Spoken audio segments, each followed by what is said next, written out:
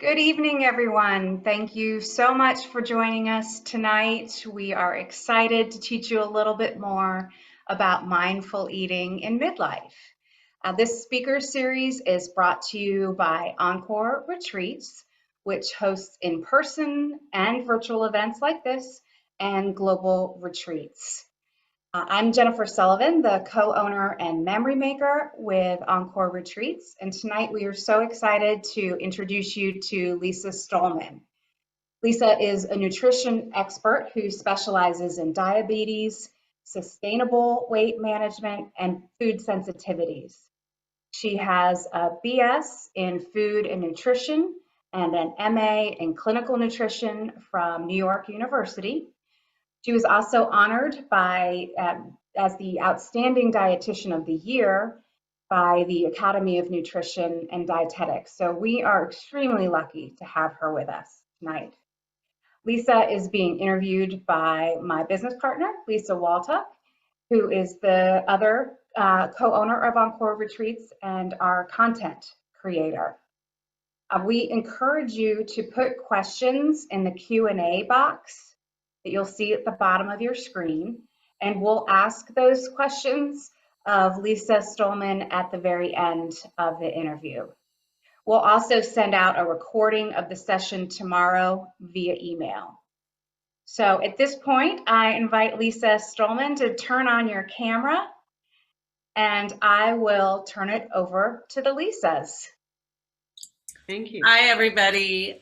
We are really thrilled to have Lisa here with us. We know that you are busy. We have promised a half an hour, so I want to make sure that we move through this quickly. She's going to make 3 very actionable points, and even though these may seem obvious, you've heard them before, you know them, we've found that when they become top of mind, when you really think about it, it does change your behavior. I know from when we first started talking to Lisa until now, I've really switched my focus in terms of feeding myself, my family, making meal plans. So it is quite effective just to have these reminders. So we are going to dive in. Lisa, you can say hello and make your first recommendation, and we'll go from there. Hi, everybody. Thanks for joining us tonight. So my first point that I want to make that I really think is the most important when it comes to feeding ourselves well is eating more fruits and vegetables. It's extremely important, and so many people don't eat enough of them.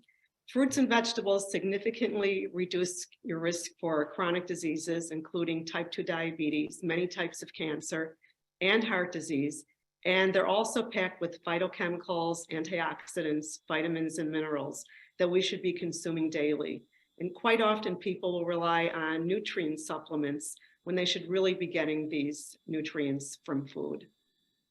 Is there any difference between eating raw or cooked or canned or otherwise packaged? It really depends on the particular food. With some foods like tomatoes, when they're cooked, you get more lycopene and more vitamin A, because what happens when you cook them, the cell wall breaks down and you metabolize more of the nutrients. So it really depends. Even carrots, it's interesting, even carrots cooked are healthier than carrots raw. But the more that we consume, we really don't have to worry about how they're cooked. We have to worry about it when we're having 1 vegetable or less a day or 1 fruit or less per day. So it's a good, a good idea to eat at least 5 servings of fruits and vegetables a day, at least. And how does this affect us as we age? What benefits specific to aging is our fruits and vegetables helping with? So fruits and vegetables are loaded with vitamin A and vitamin C, which are both antioxidants, plus phytochemicals. So these foods help us age slower. Also, the vitamin C. We age slower. The vitamin C helps to build collagen in your skin, but they also significantly reduce our risk for chronic disease, which we really have to be concerned about as we get older. But also children should be eating lots of fruits and vegetables too, because a lot of these chronic diseases start in childhood. So children should also be eating healthy. What about for, typical aging ailments like joints, soreness, bone health, any of that? Do these things address those issues as well? Well, some fruits, especially prunes, are a good source of vitamin D, which can help with bone health, and they're also a good source of potassium. Potassium is really important for your bones, as well as vitamin D. And it's interesting, the only vegetable form of vitamin D is mushrooms. Otherwise, if it's not, it's added to dairy products, vitamin D. I know that I'm a farmer's market shopper, which is very seasonal. So if there aren't a lot of things available in the winter months, what would you recommend in terms of still eating fruits and vegetables? Well, it really depends where you live. So if you're going to eat fresh, you want to have what's in season, but otherwise buying frozen. When you buy frozen produce, it's frozen within 24 hours of being picked. So quite often the frozen produce will be healthier than the lettuce that you're buying, in New York, or the broccoli you're buying this time of year in New York, if you buy frozen. But otherwise, just having a lot of fruits and vegetables at every meal. You should really be having a fruit or vegetable at breakfast, lunch, dinner. And so many people don't. And they should really be the focus of your meal. When you're planning a meal, many times women will think, okay, we'll have chicken and what? Fish and what? Steak and what? We should be thinking cauliflower and what? Brussels sprouts and what? Spinach and what? The vegetables should really be the star of your plate. So we have to, kind of it's a big shift, but we have to shift away from the animal protein on the plate is the main course. What about if people don't like vegetables? Like, what is a way to incorporate vegetables or fruit if you don't like the texture, or if you don't typically like the taste, or it's not exciting, or you look forward to it? What would be a way to dress it up? Well, quite often I find, in fact, yesterday I had a patient from Korea, and it was so interesting. She loves vegetables, but she boils all of them. And, and I told her, like, you could really enhance the flavor if you tried cooking them with olive oil and garlic and, some different Korean spices. But yeah, just boiling. But also, you can make smoothies. If you are adverse to having vegetables, you can put spinach, avocado, fruit, other vegetables right into a smoothie, to hide the flavor, but they're so good for you. It's like if you eat pizza, put vegetables on the pizza, don't put pepperoni. There's like ways you can get them in. If you have a sandwich, put a tomato on it, sliced tomato, avocado. We really need to be eating more. It's really the number one thing we can do to improve our health. Can you give us a little bit more information about the collagen and what has most collagen to help with our skin? And maybe, I don't know if that addresses hydration as well. So, fruits that are high and vegetables that are high in vitamin C, because vitamin C is one of the building blocks of collagen. So citrus fruit, and this time of year, it's really good to eat citrus fruit. Oranges, grapefruits, they're high in vitamin C, and we also need it for immunity. But many other fruits and vegetables are also great sources of vitamin C. And they keep your skin looking better, eating more fruits and vegetables. And as far as hydration, we do get a lot of water from fruits and vegetables, but it's still good to drink at least 8 cups of fluid a day. And quite often, people will say to me, I can't drink 8 cups of water. It's not just water. It's your green tea. It's your coffee. It's juice. It's all liquid except for alcohol. Alcohol is really dehydrating, so we don't count that. But coffee and tea, yeah. What is the magic behind green tea? I know I've heard that, but I'm not sure what's in it that makes it so healthy. I'm sipping a cup right now. Green tea is one of the highest antioxidant foods. So you really should be drinking at least a cup every day. And what's so nice about it is it's such a mild flavor that you could even make a big pot of green tea and use it, let it cool and use it as the base for your smoothie. Like pour that in with the protein powder or whatever else and add in the fruits and vegetables, and you'll hardly even taste the green tea. But it's, it has so many benefits. It slows down your chronic disease risk. That's great. Let's move on to your second recommendation. My second one. Eating more whole grains, very important. So many people don't eat whole grains. And whole grain is not just whole wheat bread or multi-grain bread. There's so many great varieties of whole grains besides, oats, sorghum. Sorghum looks and tastes like Israeli couscous. It's like those little white balls, but it's a whole grain that's very high in fiber and protein that many people don't use. Millet is also another one, amaranth, teff, farro, freekeh. They're all whole grains that you can boil and, with like a vegetable broth and add sauteed vegetables to them or nuts and cranberries to them. But they're great side dishes. They're great as a main course to a meal. They're great to make and stuff, squashes. You can roast a squash and stuff it with these different whole grains. But we really should be eating more whole grains. Besides fruits and vegetables, there's a lot of fiber in whole grains. Plus, they're very high in B vitamins and iron. So and what do the B vitamins do for us? Well, there's such a variety of them, but they help with our nerves. And you can see it, like if you are deficient in B12, sometimes you might find that you get depressed, but they definitely affect our nerves and our brain health. Some of the B vitamins help us to get energy from our food. B vitamins are extremely important. Plus, they're water soluble. So is vitamin C. So that's why we need to have them in our diet every day. We don't store them like fat soluble vitamins. But it's really important to get the B vitamins, and whole grains are an excellent source. And something else I should point out, the iron that's in these whole grains, when you combine them, or even red meat or chicken that has iron, when you combine it with something with high in vitamin C, let me think the word, I'm losing a word. You would absorb more iron, 50% more iron, if you have vitamin C with that meal. So like putting a tomato on a sandwich, having an orange, right after your dinner, having strawberries, with your meal, you'll significantly increase iron absorption. So how do we distinguish in the grocery store, for instance, like breads that would be better to eat than others? Even I know there's such a variety of wheat breads, for instance, or seeded breads or sprouted breads. Can you tell a little bit about how to choose and what the actually sprouted means? Okay, so you want to look at the label, and the first word should be whole, W-H-O-L-E. That means it's a whole grain. So if you look at a label and it says whole wheat bread on the package, but on the ingredient label, it says wheat flour. Wheat flour is a giveaway for refined flour. So you really want to leave that one on the shelf. And you also want to look at the fiber content. There should be at least 2 grams of fiber per slice. So one of my favorite breads is Dave's Killer Bread.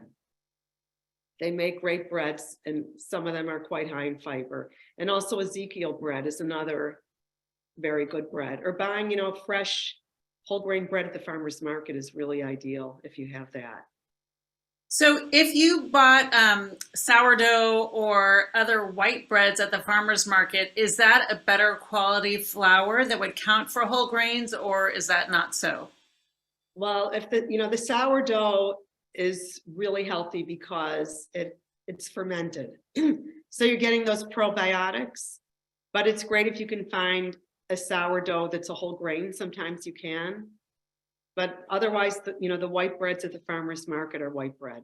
I mean, it might be a better quality flour, but it will have less nutrients and it won't have fiber. So what happens when all bread, to begin with, to me, it's very interesting, but all bread starts from a whole grain.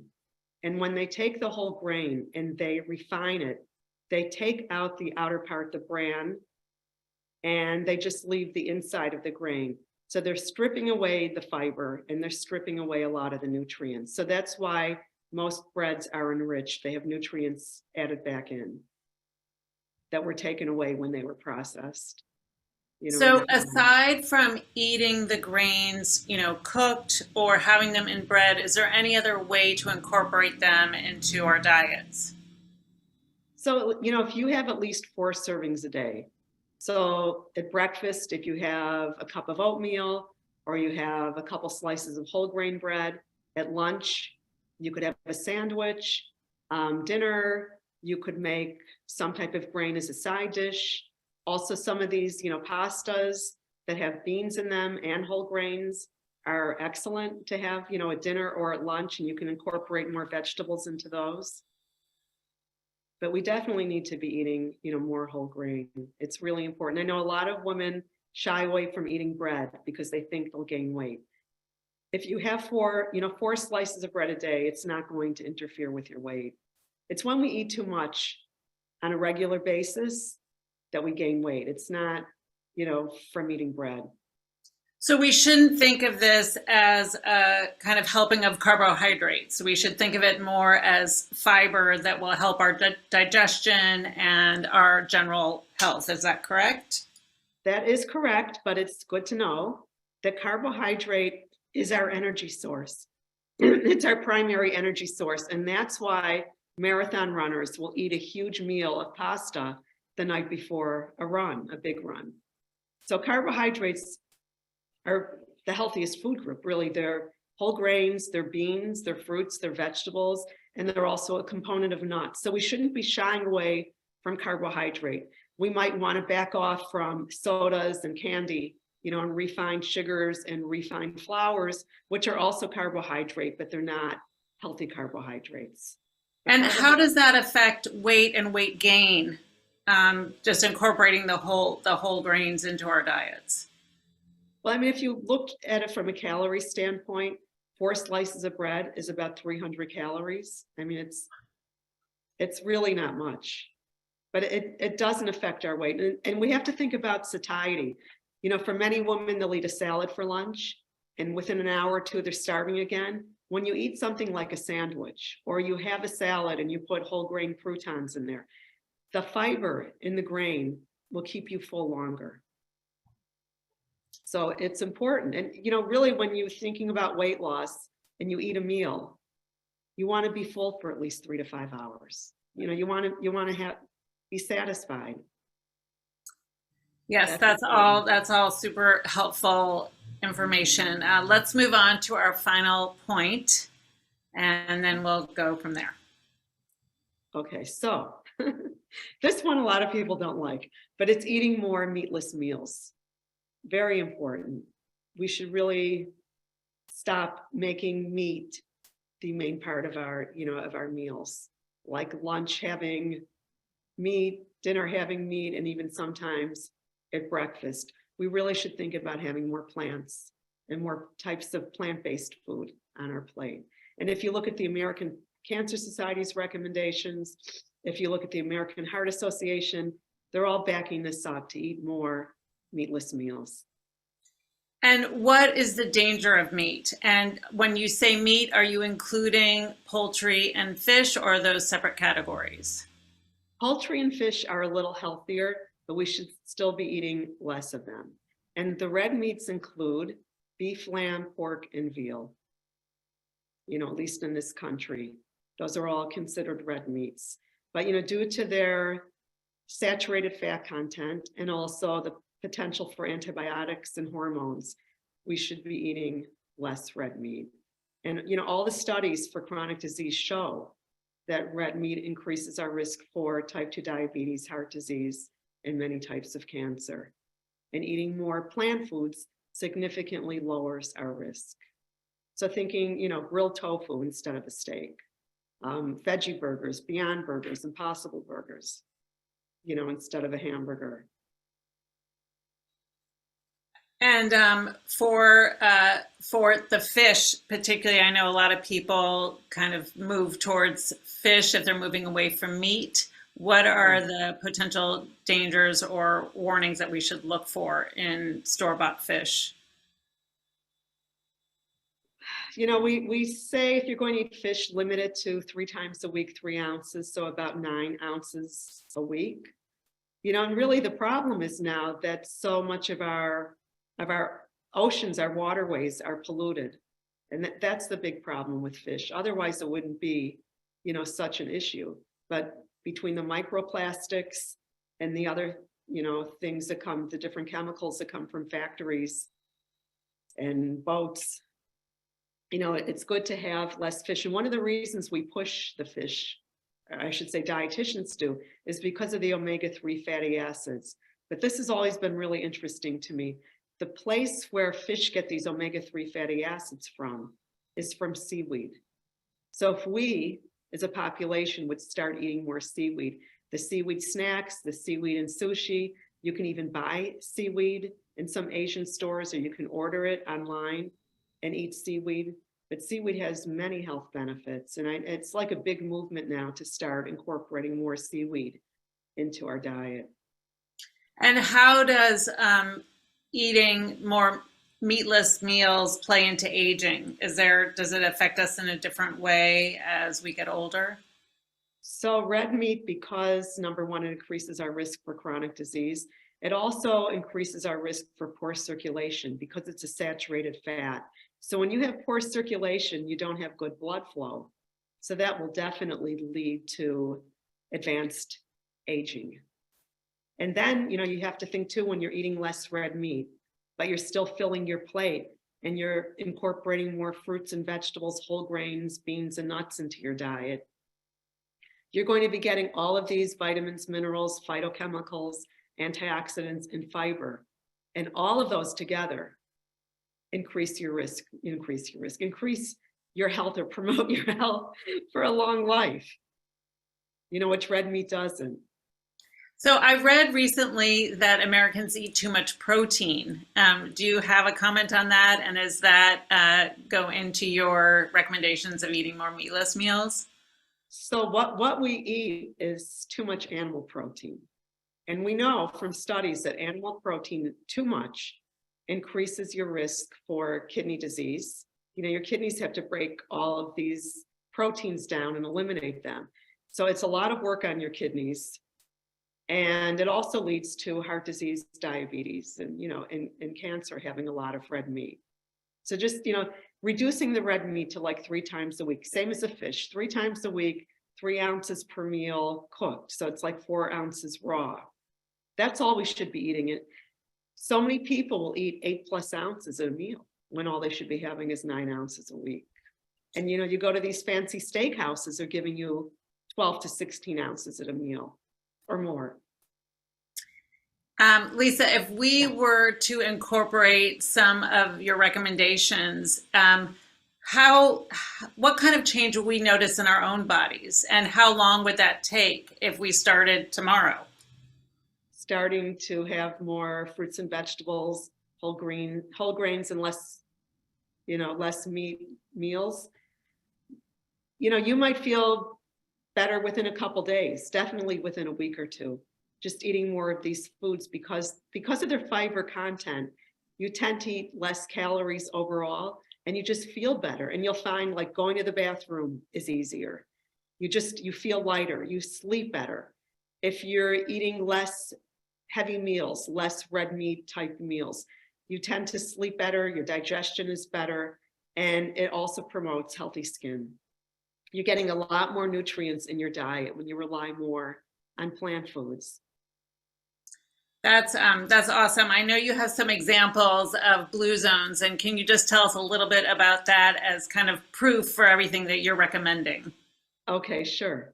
I don't know how many of you are familiar with the blue zones, but I think it's fascinating research. The blue zones, all of the research has been funded by National Geographic, and they have a handful now of different cookbooks that were written, most of them were written by Dan Buettner. And what they found is 5 areas in the world where people live the longest, to 100 and beyond. And they looked at what they had in common. And what they had in common was they ate very little meat. They maybe had a glass of wine or less a day. They were all doing their own housework, taking care of their lawn. They didn't have other people do it for them. 100 years old, living on their own. They all had a big community, friends. They did things with friends. To me, it's just fascinating. And the 5 places, I should mention them. I'm going to one of them next week, which is Nicoya, the Nicoya coast of Costa Rica, Sardinia, Italy, Ikaria, Greece, Loma Linda, California, because they're Seventh-day Adventists, they're vegan, they don't eat any animal products, and they don't drink any alcohol. They're the longest living group in the United States. And the last place is Okinawa, Japan. But it's so interesting how they compared their diets and they found all these commonalities. Lisa, I love hearing you talk about the blue zones. They hold a special place in both Lisa and my heart because we met in Nicoya, in the Nicoya Peninsula, so of Costa Rica, and we definitely have that on our list of places to hold a global retreat in the future. So keep an eye out for that, everyone. Yeah, but it's so amazing. And these people that are 100, they're doing things like Dan Buettner interviewed a man yesterday on Instagram on his horse in the Nicoya Peninsula, 101 years old, and he still rides his horse every day. And, you know, it's amazing, you know, in the United States, 101, quite often you're in a nursing home. Yep. Yeah. Well, I have received comments here that people are taking notes, that they've got such great suggestions out of this. We do have a bunch of questions, so I'm going to jump into them. Again, as Lisa said at the beginning, we are committed to keeping this 30 minutes. So if we don't get through some of the questions, Lisa Stollman has agreed to answer them in writing, and we'll send those out with our follow-up tomorrow. So without further ado, let me jump into these questions. If I don't like mushrooms or milk products, how do you get vitamin D? Okay, so other milks like almond milk are also fortified with vitamin D. So you can have a plant-based milk and get vitamin D. Plus we get vitamin D from the sun. So you should really get at least 15 minutes a day, if you can, out in the sun. And then have your vitamin D level checked. If your vitamin D level is low, you should be taking a supplement. If your vitamin D level is normal, you don't need a supplement. You know, and the problem with vitamin D is it's fat soluble, so it could be toxic. You don't want to be taking vitamin D if you don't need it. Got it. So natural as opposed to. Right. If you need it, you take it. If you don't need it, don't. Okay. Don't take it. The next question I had from multiple people. Do you have any recommendations for vitamins or supplements that women should take as we get into our 50s and move toward menopause? You know what? You really should rely on your food, period. But if you wanted to take something, I would take like a good multiple vitamin mineral supplement that's giving you everything. But you really should try to get everything from food. And it's very interesting. The people from the blue zones, they don't take any supplements. Got it. Yeah. And what is your feel about lectins in our diets? They're not a problem at all. They're not, I know there's a school of thought that they're bad for us. They aren't bad for us. I wouldn't worry about them at all. You know, populations that eat a lot of beans, where there's a lot of lectins, these are blue zone people, and they're living to 100. You know, at least we can look at these populations, these 5 areas in the world, and see what these people are doing. And to me, it's better than any study we've ever seen. Okay. You know, they're living it. So I have one participant who said, I do a smoothie every morning for breakfast. What powder do you recommend to add, if any? And should it be straight powder or a blend? For example, pure powdered turmeric?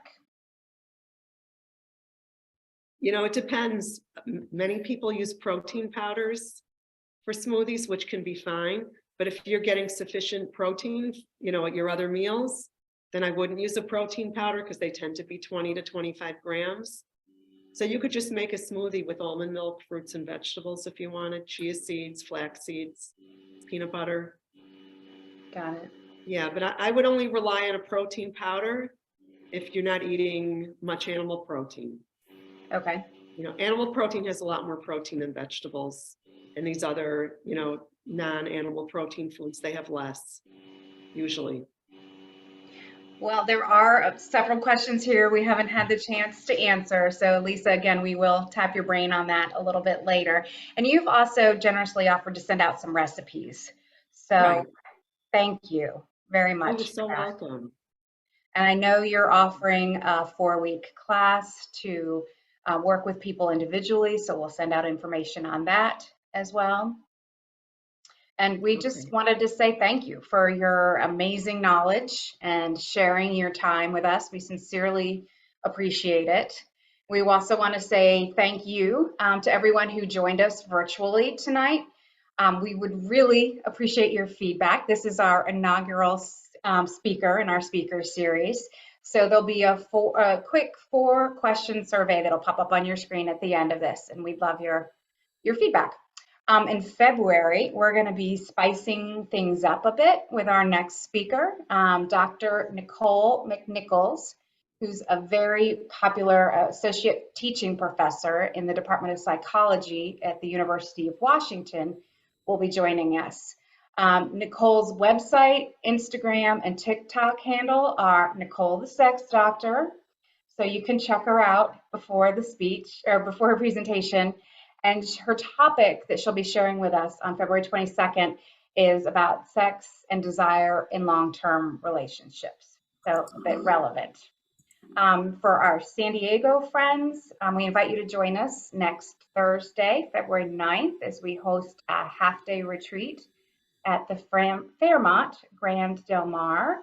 We'll be focusing on how to really embrace your intentions and make 2023 different than in the past. And finally, we're hosting a multi-day workshop on how to rock your empty nest coming up in May, and then an immersive in-person Thriving Through Transitions retreat in September. So please join us for any and all of those adventures. You can sign up for our mailing list or follow us on Facebook or LinkedIn. Again, it's Encore Retreats. We will follow up with you tomorrow, and thank you again for giving us your precious time. Have a good evening, everybody. Thank you so much.